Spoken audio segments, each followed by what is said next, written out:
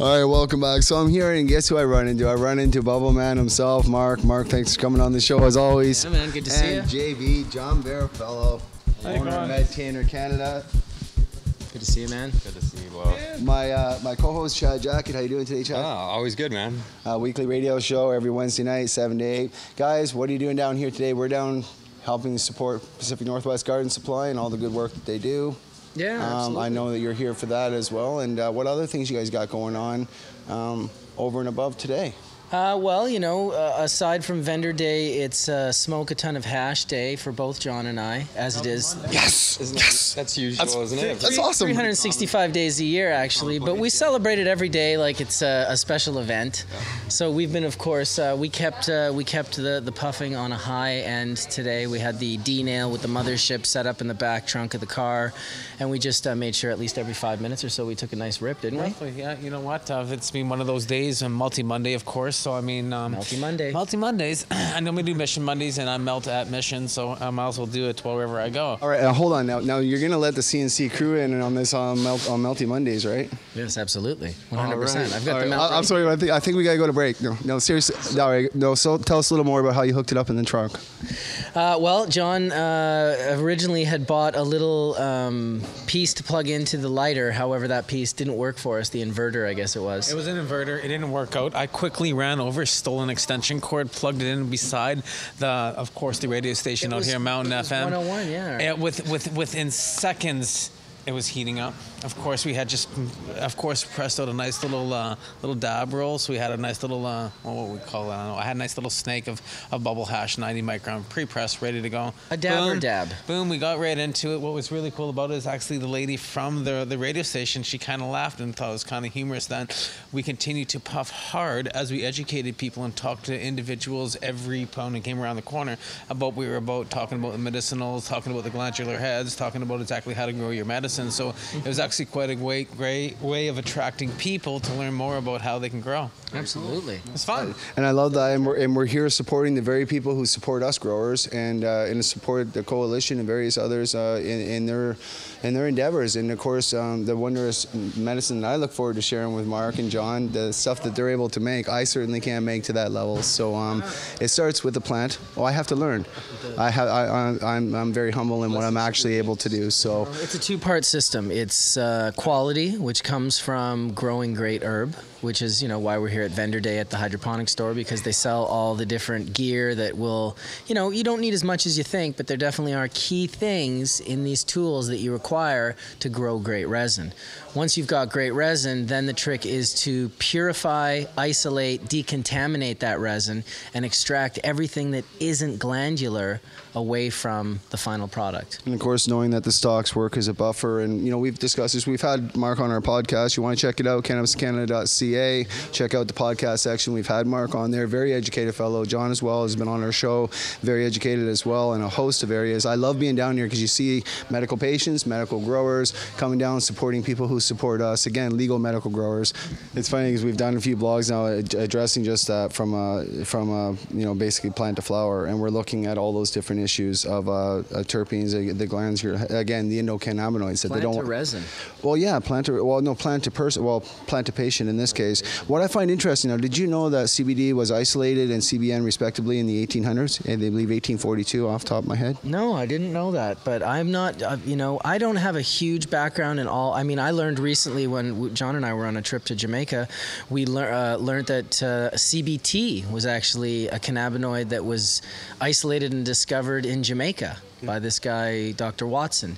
So that was an interesting thing I'd never heard of. I'm not too keen on, I don't know too much about the different years that they isolated them, and I just, there's so much to know in regards to that, but I've learned little things like when THC was isolated at least the first time, and when, they started discovering the CB1 and the CB2 receptors. And I think that in the next 5 years, we will see more than we've learned in total with this plant.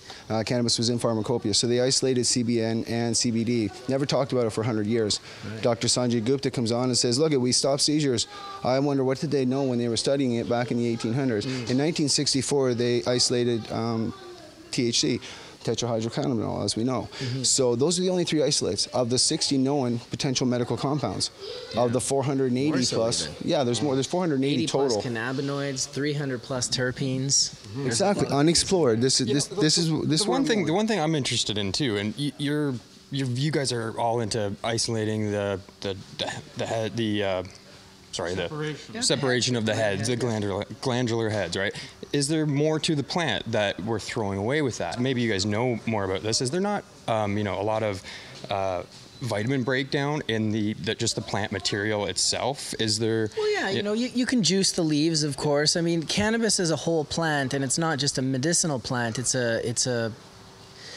It's a plant that we can use in so many different levels, that the stalk and the cellulose and the seed and the hull and the oil from the seed, all those things have uses. The essential amino acids that are produced in the seeds are certainly medicinal. The Chinese, on that note, in my records, again, when I was going through the history of cannabis as a medicine, the Chinese 10,000 years ago used the seeds for earaches, and to actually, when you get ear worms in your ears, whatever, they used to, not earaches, but infections, to actually pack them full of crushed seed juice. And I found that so interesting, because Chad's asked me many times, is there any medical value to just a plant? And I'm like, well, if you eat the plant, it's like eating salad. Absolutely. I'd just like to know. I'd like to know. I know there is, but I'd like to know just how deep it goes. Like how much, how much, this vitamin, this, that, whatever is in every item. They'll be able to break that up through scientific, bioassay and learning through GC analysis and whatnot. For me, for resin, I did it with a bioassay. I'm one of the very few people that can say I separated out my capitate stalks from my cystolith hairs, from my glandular heads, to my from even stalks to stigma hairs to bracts. I separated them all out, and then I smoked them all separately, and I understood that only one gave me effects, and all the other ones I realized weren't glandular. They weren't medicinal in the sense of how I was using that plant as a medicine. It's not to say that same plant might have not produced some seeds which produce this healthy omega-6 and 3 oil, but that's that's established, omega-3, 6, and 9. And again, where Chad's alluding to is like people juice, and this is for our viewers too, people that juice and they don't use plant material that has trichomes on it. What's your take on that? Well, I mean, if you're getting the effects of THC or CBD or CBN, those leaves will have bulbous trichomes on them. They don't usually have a high THC value in them, but they definitely produce cannabinoids, and so you would get effects from those. You'd also get effects from any gland heads that might have broken off and fallen and stuck to those leaves. Because if you get the microscope out and look, they're there. Even in vegetative plants, there's even in seedlings. There's little tiny out of the seed. Even in seedlings, I photographed it literally, from the first, from when the cotyledon opens and the epicotyl comes out. I photographed the epicotyl literally still forming with glands on it. Very cool. So So yeah, that again, you see, this what I love is when licensed producers, and I'm not knocking all of them, I'm talking about not licensed producers, but the MMPR, the people that they have to listen to, this oversight of CBD is just an example. For 100 years, you knew about it. You had it in pharmacopoeia up to 1942. You took it out in the U.S., and people like Mark is here breaking it down from his home. Yeah, exactly. Just from my own bioassay and from my own personal education of learning through photography. It was mostly macro photography that got me looking. I was like, well, how did I learn the name cotyledon? How did I learn the name epicotyl? How did I learn all these terms? Well, because I would photograph it and then be like, well, I wonder what that is. Right. Go into Google and punch in plant terms, seedling terms, and all of a sudden I'm learning these terms all from taking some pictures. And that's it. It's all about educated. It's all about hands-on and reading and studying. And Mark's been doing this for many years. John has been doing this for many years. Chad's been doing this for many years, and it just goes on. And I'm just glad that we have people out there educating and on the front lines like yourselves. I know we're doing a little bit of a crossover here, but I hope to be on your show next time, and we'll do a crossover that way. We will, absolutely, man. Thanks again for coming on the show, gentlemen. Thanks for having us, guys. Thanks, John. Maybe next time we can talk about that, and I'll show you the 120, the 90, the 73, and the 45, the different smells and the different efficacies, and then you can start talking about exactly why the separations and how it becomes so medicinal, and how each glandular head has a different medical effect that I look at, and what's really turned me on to why I use bubble hash and dry sift on a daily basis for my condition. So stay tuned for that one. Well, stay tuned. Check out Bubbleman and John on what's your channel? Bubbleman's World. Well, Bubbleman's World, there it is. Google that and check them out, and stay tuned for future crossovers.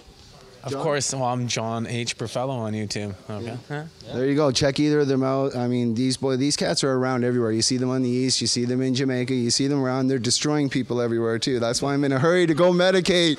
I want to go medicate, so we'll see you in the next movie. Cheers.